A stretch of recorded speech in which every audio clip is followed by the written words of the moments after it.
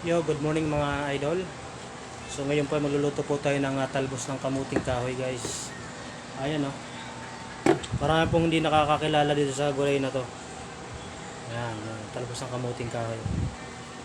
So panoodin niyo po ako, guys, kung paano ko gagawin. Skadayin mo po tayo para basic.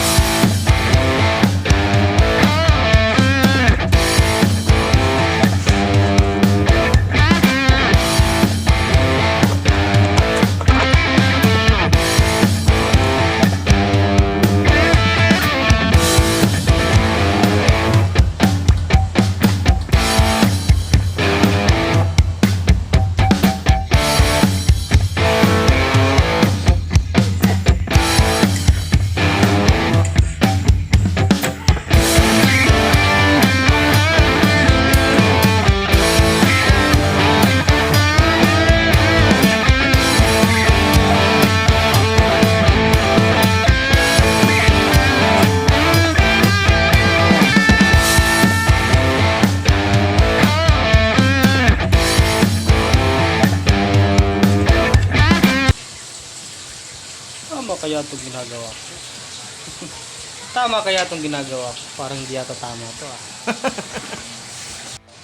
Siyempre guys, habang tayo nagluluto, kaya mo tikman po natin yung yung sardinas. Ayan yung ulam po natin sardinas. Itlog. Para hindi po tayo nagugutom, hirap po siya magluto ng gutom.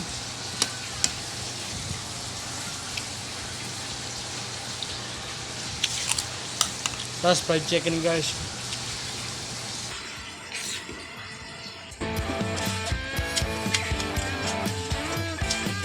Guys, ang nakalito sa akin ng kapos. Tapos ang kajin. Ako nakabot yung isang mutikawit. Yung mutap yung... So yung mga nakalito patayin na naman. Yung lang ang dito. Yung mga yung mutap. Sili, guys, sili. Para mas masiram. Sili ang nagbibigay aroma ng isang pagkaing niluto sa gata. Sili pula at sili. So, konting sili po natin ko. Kasi baka nakarami. So, ayan guys. Lagay ko na nga po yung pangalawang gata.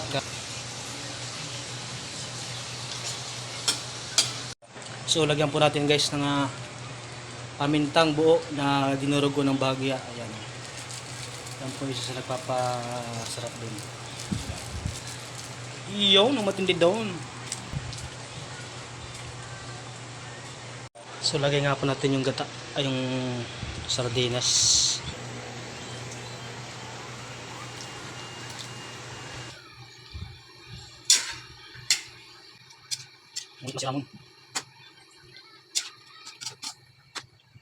So yan guys, titigan po natin ng bahagya itong ating niluluto. Ito masarap.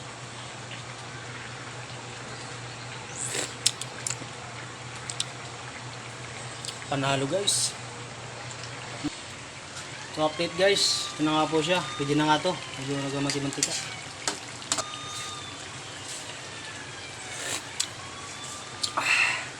Malinaw naman guys. Okay, bakbakan na guys.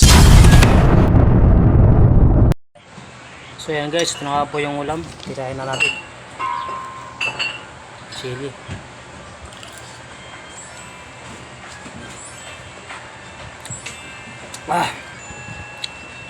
Mainit pa.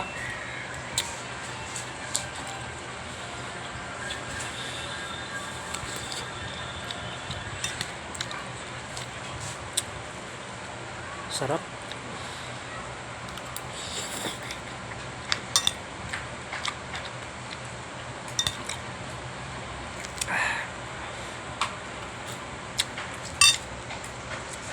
Perfect guys, nice.